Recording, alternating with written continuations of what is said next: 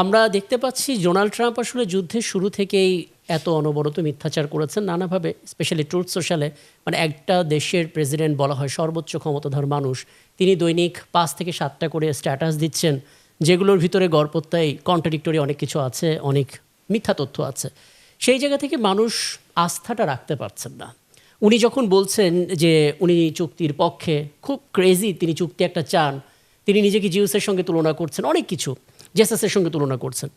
কিন্তু মুশকিল হচ্ছে এখন দুটো ডিভাইড আপনি বললেন, হ্যাঁ, তার জামাতার সঙ্গে মার্ক রুবিও, দুটো আলাদা গ্রুপ তৈরি হয়ে গেছে চুক্তির পক্ষে বিপক্ষে। অনেকে মনে করেন যে এটাও একটা নাটক হতে পারে, অসম্ভব কিছু না।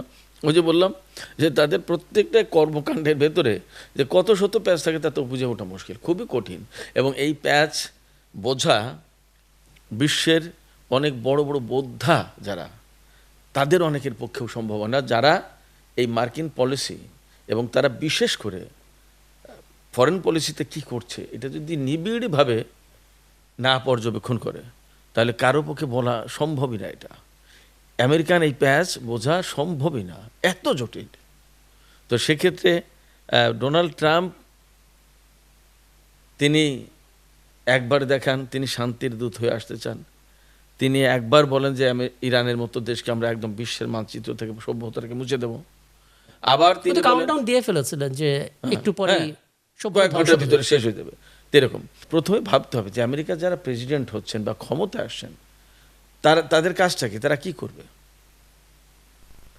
তাদের ধারণা মতে বিশ্ব পরিচালনা করবে, বিশ্বের নীতি নির্ধারণ করবে, সেইগুলো তাদের মতো করে তাদের স্বার্থ অনুযায়ী, সুবিধা অনুযায়ী ইমপ্লিমেন্ট করবে।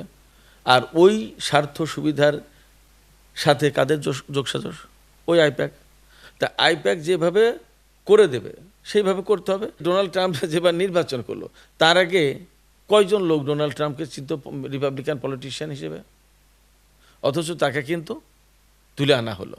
নট অনলি দ্যাট, তিনি প্রথমবার ক্ষমতায় থাকার সময় যে ব্লান্ডার করেছেন তারপরেও, এবং যে সমস্ত কেলেঙ্কারি আছে, এই এপিস্টিন ফাইল থেকে শুরু করে বহু রকমের কেলেঙ্কারি, বহু রকমের ঘটনা সবই আছে।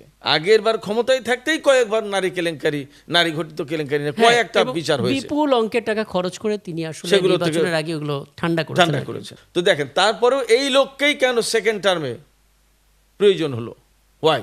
এখানে কোনো না কোনো একটা ন্যারেটিভ আছে। ঠিক এই মুহূর্তে যে গ্লোবাল ন্যারেটিভটা চলছে সেটা আমি আপনাকে শেয়ার করি, তারপর ঠিক কি বেঠিক আপনি একমত কিনা বলবেন।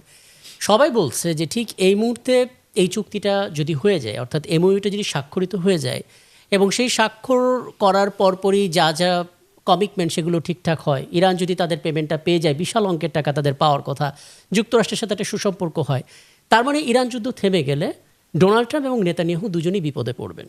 নেতানিয়াহু বিপদে পড়বেন এই অর্থে যে ওনাদের অক্টোবরের নির্বাচন, ওই নির্বাচন আগ পর্যন্ত আসলে প্যানিক সিচুয়েশনটা রাখতে হবে মধ্যপ্রাচ্যে। এগুলো কি ঠিকঠাক তথ্য? নভেম্বরে আমেরিকার মিড টার্ম ইলেকশন, উনি যদি এই মুহূর্তে চুক্তি না করেন তাহলে তার জন্য বিপদ বেশি। আচ্ছা, আর চুক্তি করলেও বিপদ থেকে রক্ষা নেই। তার মানে আলটিমেটলি কনক্লুশন আসে যে তিনি বিপদে, চুক্তি করলেও না করলেও। চুক্তি করলে হয়তো বা একটু কম বিপদ, বাট সেই চুক্তি আবার আমেরিকার জনগণের কাছে, বিশেষ করে কংগ্রেসের কাছে গ্রহণযোগ্য হওয়ার প্রশ্ন আছে। তো সেটা হওয়াটা কঠিন ব্যাপার। এখানে একটা জিনিস খেয়াল করতে হবে যে ডোনাল্ড ট্রাম্প যদি চুক্তি করে ফেলেন তাহলে এই চুক্তি আলটিমেটলি ইরানের পক্ষে যাবে, কোনো মতেই আমেরিকার পক্ষে যাবে না। যাওয়ার কোনো কারণ নেই। এই যে 14 দফা এমওইউ যেটা সই হয়েছে, যে 14 দফা আছে, একটা দফাও আমেরিকার পক্ষে না। তা আলটিমেটলি এই যুদ্ধে বিজয়ী ইরান, এটা সবাই কম বেশি বুঝে গেছে। চুক্তিটা অন কাইন্ড অফ আত্মসমর্পণ মনে করছিল যুক্তরাষ্ট্রের পক্ষ থেকে। এখন এই চুক্তি যদি করে তাহলে তার জন্য বিপদ। আবার এই চুক্তি যদি না করে যুদ্ধ কন্টিনিউ করে তাহলে আমেরিকার অর্থনীতি ধ্বংস হচ্ছে, আমেরিকার পলিটিক্সে প্রচণ্ড রকমের তার বাজে অবস্থা তৈরি হবে। এখনই তো সম্ভবত ডোনাল্ড ট্রাম্প না, সম্ভবত আমেরিকার ইতিহাসে এত বেশি কম জনপ্রিয়তা আর কারো ছিল না কোনো প্রেসিডেন্টের এখন যা।